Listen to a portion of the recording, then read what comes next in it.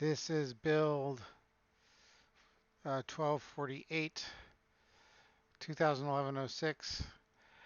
I've got the capability now of putting in tasks that can be scheduled. So I've got tasks that are scheduled out 1400 days and tasks that are scheduled out 6 hours. You can go in here and you can clone a task and you clone that task time or just add some more time to it.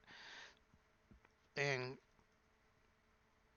there we go. So we got a whole bunch of tasks that are being cloned. They're going to go off in 7 hours and 56 minutes.